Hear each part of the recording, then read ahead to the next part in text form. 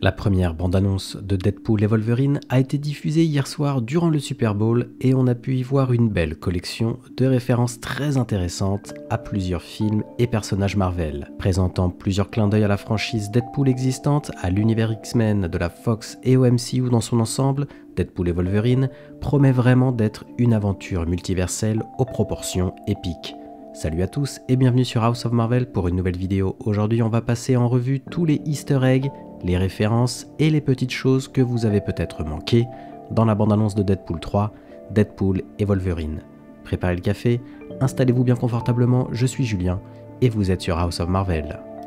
La première image qu'on voit est un selfie sur le gâteau d'anniversaire de Wade. Rappelez-vous, Deadpool 2 s'est terminé avec Wade de nouveau réuni avec sa famille et ses amis. De plus, dans le film, lui et Vanessa parlaient de fonder une famille, puis, quand elle est décédée, il a dû se trouver et plus particulièrement se fabriquer une nouvelle famille composée à l'époque de Rusty, Domino, Cable, Yukio, Negasonic Teenage Warhead et Colossus. En fait, c'était surtout une manière de teaser ce qui aurait dû être un film X-Force que nous n'avons jamais eu, parce que Disney a acheté la Fox, ce qui signifiait que tous les plans X-Force pour la franchise Deadpool et la franchise X-Men ont été suspendus afin d'incorporer les mutants dans le MCU.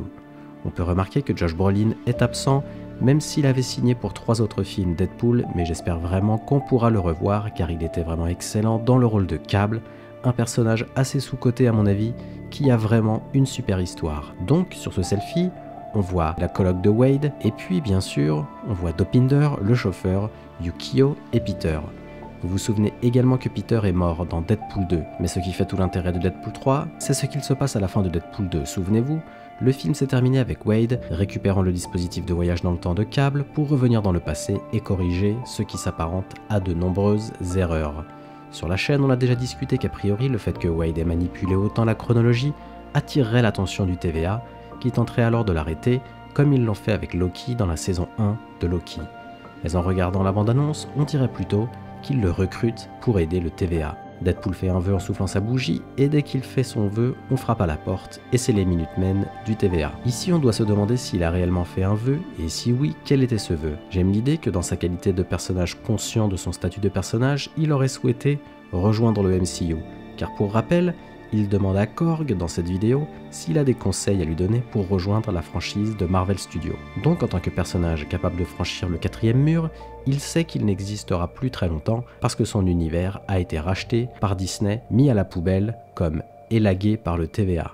Donc s'il souhaite quelque chose ici, il pourrait souhaiter avoir la chance de continuer à exister avec ses amis et Vanessa en rejoignant le MCU. Donc le TVA frappe à la porte. Wade est alors arrêté, tout comme Loki. Cela ressemble, comme je l'ai déjà dit, à une arrestation suite à ses voyages dans le temps parce qu'il n'est pas simplement revenu en arrière pour sauver la vie de Vanessa et de ses amis. Pour rappel, il est revenu et a tué une version de lui-même dans X-Men Origins et a également tué Ryan Reynolds avant qu'il fasse le film Green Lantern. Ensuite, on découvre Paradox, un nouvel agent du TVA joué par Matthew McFadden, que vous avez sûrement vu dans la série Succession. Et là, la question qu'on peut se poser est « mais où est Mobius ?»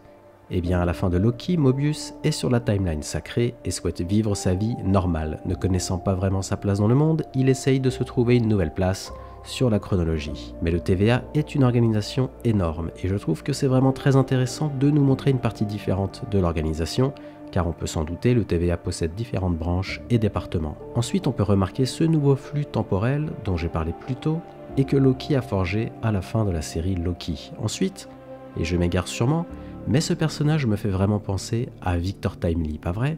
La couleur de peau et surtout la coupe de cheveux fait vraiment du sens. Par contre, il est impossible que ce soit le cas, cela voudra dire que Deadpool est arrêté au moment des événements de Loki saison 2, et a priori, ce n'est pas le cas. En tout cas, cela voudrait dire que je me trompe sur la chronologie que l'on voit au bout du couloir. Cela pourrait sinon dire que Deadpool est recruté par le TVA durant les événements de Loki saison 2, et que la destruction de la timeline pour la première fois fait rentrer Wade dans une boucle ou bien directement dans le néant. Plus tard dans la bande-annonce, on voit qu'ils ont déjà le costume de Deadpool dans un casier, mais il se peut que ce soit avant son arrivée au TVA et qu'il travaille dans un job alimentaire loin de ses activités de Deadpool. En fait, on dirait qu'il porte un vêtement de travail et le badge avec son nom ne fait pas très TVA. Dans la bande-annonce, l'agent Paradox dit à Wade qu'il est spécial. Évidemment, on peut supposer qu'il fait référence au fait qu'il est capable de briser le 4e mur. Si c'est le cas, alors peut-être que le fait qu'il soit vraiment spécial signifie qu'il doit peut-être aller naviguer à travers le multivers afin d'y trouver et recruter d'autres personnes. Puis arrive la scène dans laquelle on le voit avec l'agent Paradox regarder les héros du MCU en action. On voit 2 scènes du film L'Ère d'Ultron, et vous verrez que c'est une indication clé pour plus tard dans la vidéo, et bien sûr ce plan de Thor à la fin de Thor Ragnarok. Et puis remarquez cette photo de Deadpool en bas à gauche. Sur cette photo, il est en costume. On pourrait trouver plein de théories au sujet de cette image. Peut-être que cela sera une vidéo de teaser pour plus tard, ou bien même une image du film. Car à bien y réfléchir, n'y a-t-il pas de meilleure manière de briser le 4e mur qu'en montrant Deadpool le faire lui-même? On voit aussi des images de Captain America, de Winter Soldier, le combat de Cap contre Batroc, le français algérien avec un accent québécois. Le plan du milieu le montre atterrissant sur le navire, puis ce plan, toujours dans Winter Soldier. Mais passons aux choses un peu plus sérieuses, et notamment ce qu'on voit traversant le désert. Je pensais qu'une grande partie du film se passerait dans le néant, vu dans la série Loki, mais au vu de cette bande-annonce, je n'en suis plus vraiment très sûr. On voit bien que la luminosité du lieu est totalement différente. Ou bien peut-être que l'arrivée de Loki à la tête du TVA et des timelines a changé le néant radicalement. Mais tout de même, je suis persuadé que plus tard dans la bande-annonce, on voit le néant à la fin du temps, avec comme preuve des références et des easter eggs dont on va parler plus tard dans la vidéo, y compris un caméo incroyable de Doctor Doom.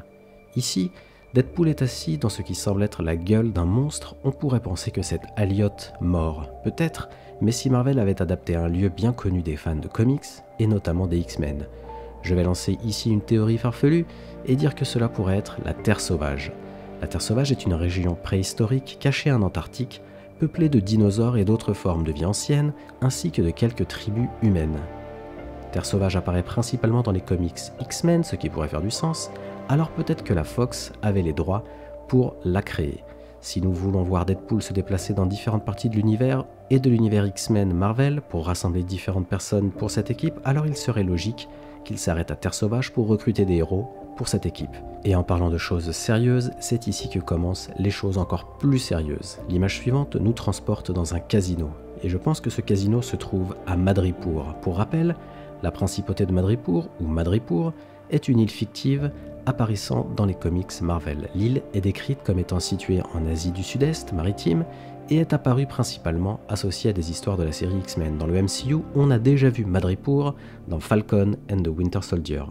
Ce qui est fou dans ce plan, c'est qu'on voit Wolverine de dos, vêtu d'une veste blanche, et c'est clairement, passez-moi le jeu de mots, un clin d'œil à Patch. Patch est un alias de Wolverine. Dans une histoire des comics, Wolverine souhaite disparaître et devenir anonyme. Il part alors pour Madripoor, se déguise avec son bandeau, change de style et tente de devenir une personne lambda dans Madripoor. Donc je pense qu'on verra Wade recruter Wolverine pour la première fois. Et tout cela commence à faire du sens. Wade, recruté par le TVA, pour monter une équipe faisant au passage un clin d'œil au fait qu'à cause du rachat de Disney, la Fox n'aura jamais pu faire le film sur la X-Force, l'équivalent des Avengers de Deadpool. Donc Wade voyage à travers le multivers et le temps pour recruter dans le néant à Madripoor et dans Terre Sauvage pour le moment. Et c'est à ce moment que le cerveau des fans entre en ébullition. On voit Wade combattre le TVA. Mais à ce moment-là, pour faire écho au moment où il observe les écrans avec les scènes des films Avengers, on croyait au début que c'était là où Logan mourait, dans les bois, mais il y a de la neige. Donc on peut supposer qu'il se retrouve dans le MCU durant la scène d'ouverture de l'ère d'Ultron. Donc, cela pourrait être encore une preuve que Wade recrute des personnes à des époques et en des lieux différents. En fait, quand on y pense, la seule personne qui pourrait essayer de recruter ici est Quicksilver parce qu'il est mort dans ce film, donc c'est fondamentalement un acte qui ne changerait rien à la timeline. Quicksilver est donc un Avengers et un mutant. On l'a vu dans le MCU et dans les X-Men de la Fox. Cela pourrait faire de lui une sorte d'être Nexus, un personnage qui est le même dans tous les univers ou quelqu'un que vous retrouverez dans chaque chronologie, ce qui pourrait le rendre important pour cette équipe que le TVA constitue avec Deadpool. Ici, on voit le logo détruit de la 20th Century Fox derrière lui, et c'est là qu'on peut penser que c'est effectivement le néant. Fondamentalement, toute personne ayant été élaguée et ne faisant pas partie du MCU pourrait apparaître dans ce film, ce qui laisse des portes ouvertes pour pas mal de possibilités. En fait, on pourrait même considérer que le rachat de Disney par la Fox ayant entraîné la suppression du film X-Force est comme l'élagage de l'univers Deadpool de la Fox. Comme dans Loki, on voit des artefacts d'autres timelines. Ici, un héliporteur du SHIELD.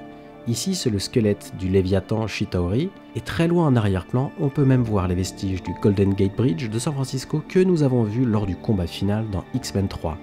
En fait, cette grande scène de combat pourrait montrer que Renslayer a peut-être apprivoisé Elliot et a créé son propre peuple dans le néant, et que donc le TVA envoie Wade pour chasser les agents voyous du TVA. Et pour le double emploi, et si l'univers de la Fox X-Men avait été élagué, Vanessa et tous les amis de Wade ont également été envoyés dans le néant, et donc Deadpool recrute Wolverine et compagnie pour aller dans le vide et sauver leurs amis. On voit également nul autre que l'acteur Aaron Stanford qui revient dans le rôle de Pyro, qui a été vu pour la première fois dans X-Men 2 et X-Men The Last Stand. En fait, il pourrait s'agir d'un teaser majeur selon lequel Deadpool et Logan pourraient aussi unir leurs forces pour combattre une version des mutants de Magneto dans le néant à la fin des temps. Et puis pour finir, on voit juste un aperçu de Wolverine portant son costume jaune classique des comics qu'il portait également dans la série animée X-Men. Maintenant, on peut penser que les X-Men que nous allons voir dans ces films sont en fait les mêmes X-Men que dans cette série animée. La raison pour laquelle on peut penser cela est que dans la scène de Multiverse of Madness, le professeur Xavier a le fauteuil jaune de la série animée, mais il porte aussi la même cravate. Et bien sûr, Beast, dans The Marvels, porte une blouse de laboratoire comme il l'a porté tout au long de cette série animée X-Men. Dernière petite chose très importante, avez-vous remarqué le comics lorsque Wade est au sol? Regardez bien ici, à gauche. C'est un comics Secret Wars, et cette couverture est sûrement un message incroyable pour le MCU. C'est le comics numéro 5 de Secret Wars, et qui est sur la couverture du numéro 5 de Secret Wars? Doctor Doom. Il s'agit donc de la première apparition du Docteur Doom dans le MCU. On voit d'ailleurs aussi, à ce moment, un personnage habillé exactement comme si c'était un Docteur Doom, mais je pense que c'est un simple easter egg sans importance. Il y a des rumeurs selon lesquelles Jonathan Majors allait être remplacé par un méchant différent, que Secret Wars ne mettrait pas en vedette Kang le Conquérant, mais plutôt le Docteur Doom, qui est le méchant principal de cet arc particulier de Secret Wars. Cet arc narratif a anéanti les univers Marvel tels que nous les connaissons dans les comics et a créé un tout nouveau monde, appelé Battleworld, que nous allons très certainement voir dans les films. Tous ces différents variants, de toutes ces différentes franchises, tous les Spider-Man, Ghost Rider, le Daredevil de Ben Affleck, les X-Men, Elektra, j'en passe et des meilleurs, ils vont tous apparaître dans ce film Secret Wars, en tout cas la porte est ouverte. Et tous ces différents variants vont s'affronter pour mener vers un reboot du MCU total avec un nouvel univers où fondamentalement les X-Men ont toujours été aux côtés des Avengers. A vous de me donner votre avis maintenant, que pensez-vous de ces théories? Faites-le moi savoir en commentaire et n'hésitez pas à me faire parvenir vos théories, j'adore les lire et en débattre avec vous. Et comme d'habitude, merci d'avoir regardé cette vidéo si elle vous a plu, merci de la liker et de me donner votre avis en commentaire. Aussi pour ne pas louper mes prochaines vidéos, abonnez-vous et activez les notifs. À la prochaine sur House of Marvel.